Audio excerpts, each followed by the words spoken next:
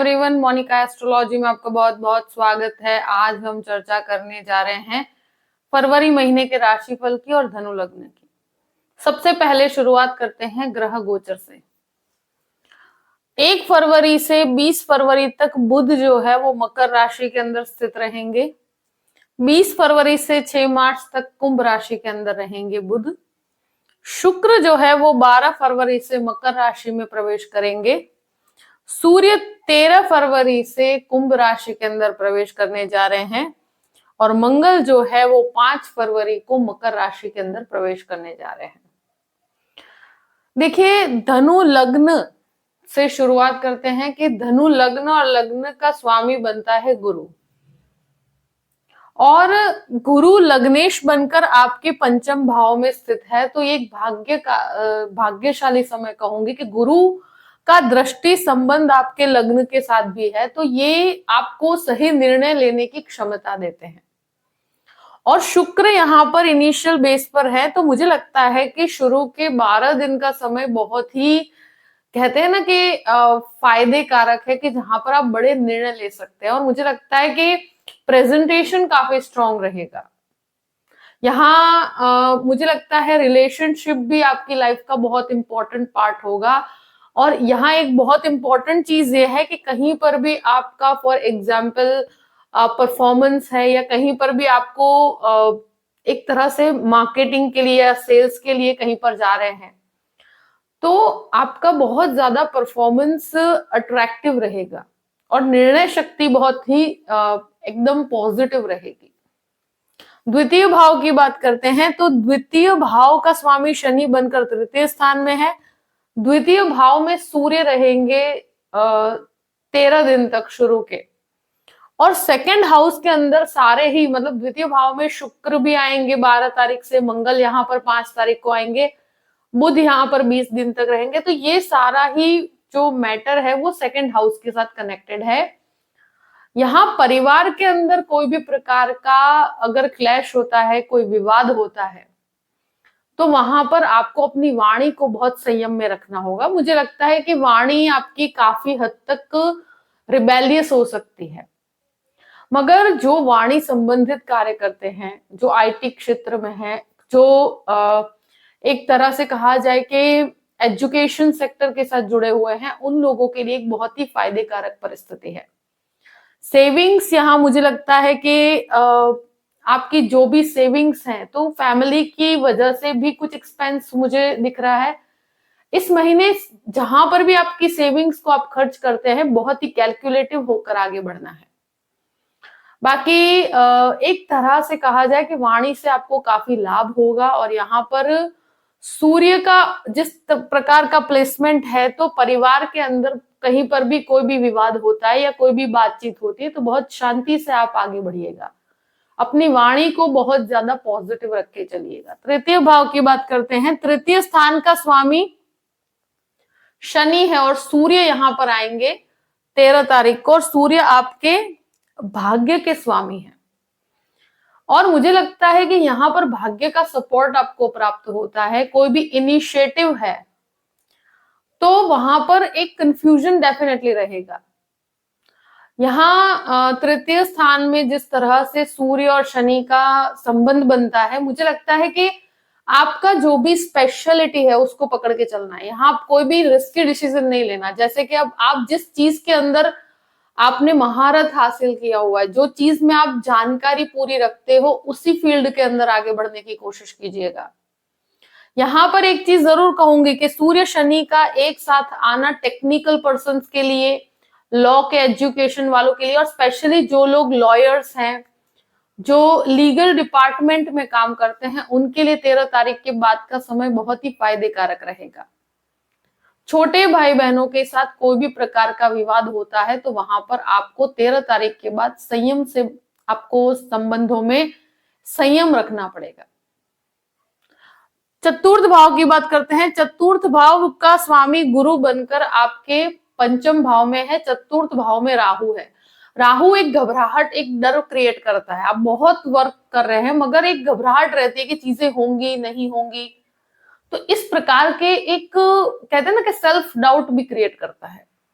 मगर प्रॉपर्टी की बात की जाए तो प्रॉपर्टी सेक्टर के अंदर जो भी एक तरह से कहा जाए कि मुझे लगता है कि प्रॉपर्टी के अंदर कोई भी इन्वेस्टमेंट करते हैं तो यहाँ पर वैसे कोई विवादित अवस्था नहीं है, कोई भी प्रकार का आप इन्वेस्टमेंट करते हैं कर सकते हैं, मगर डॉक्यूमेंटेशन बहुत प्रॉपर रखिएगा। मुझे लगता है कोई भी प्रॉपर्टी को लेकर आपके फैमिली में विवाद होता है तो वहां पर आपको जल्दबाजी दिखाने से बचना चाहिए।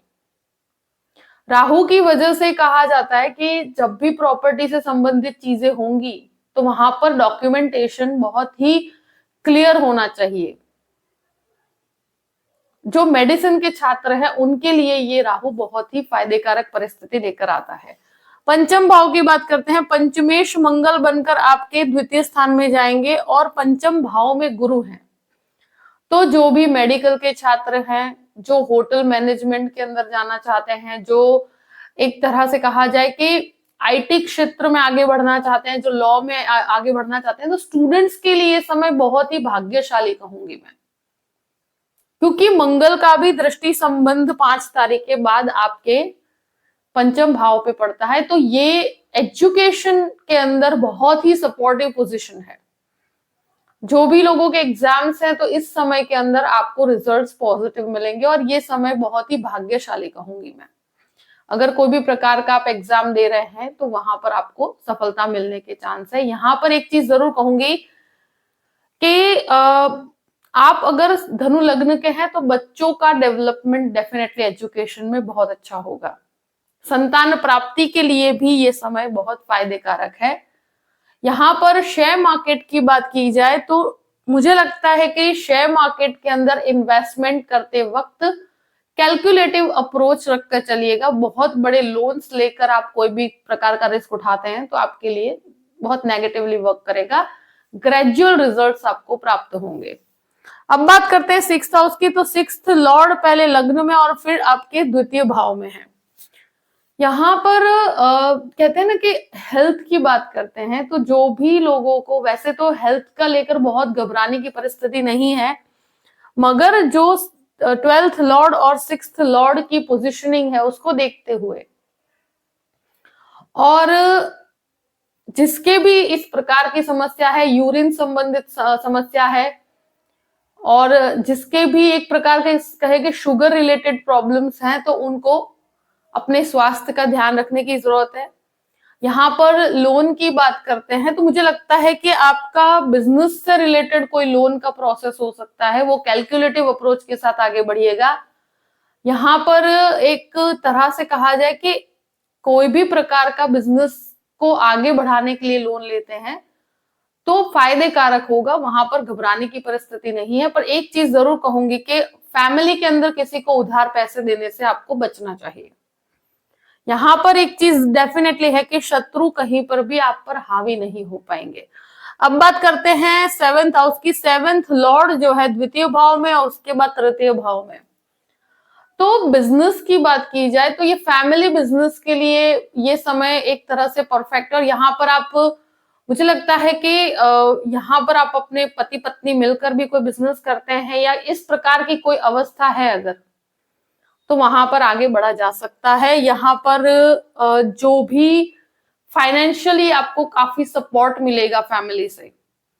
और एक तरह से कहा जाए कि जहां पर आपको ये अवस्था को देखते हुए तो गृहस्थ जीवन में ईगो क्लैश से आपको बचना चाहिए। कोई भी प्रकार के रिलेशनशिप में आपके कोई भी भटकाव नहीं आना चाहिए। मुझे लगता है अगर गृहस्थ जीवन में कोई भी विवाद होता है तो उसको आप शांति से डील कीजिएगा, अपनी वाणी से चीजों को खराब मत कीजिएगा। जो ऑलरेडी पार्टनरशिप में है उनको फाइनेंशियल गेन होता हुआ मुझे नजर आता है। अब बात करते हैं अष्टम भाव की। तो अष्टम भाव पे मंगल का दृष्टि संबंध है और ये एक ऐसी अवस्था है कि मेडिकल वालों के लिए बहुत अच्छा है, पर ये डेफिनेटली शेयर मार्केट में बहुत ही ज्यादा जो लोग डिपेंड रहते हैं तो वहां पर मुझे लगता है कि आप बहुत सतर्क रहकर और बहुत ही कैलकुलेटिव होकर आगे बढ़िएगा। यहाँ मेडिसिन के अंदर और आईटी क्षेत्र वालों के लिए फायदेकारक परिस्थिति है।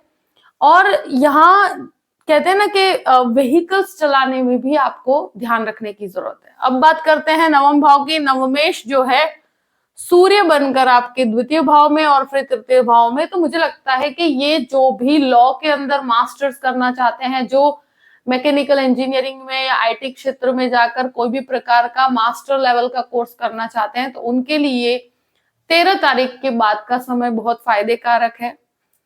भाई बहनों के साथ कोई भी विवाद होता है तो उसे शांति से रिजॉल्व कीजिएगा। और मुझे लगता है पिता के बिजनेस में अगर है तो पिता के साथ विचार मतभेद रहेंगे।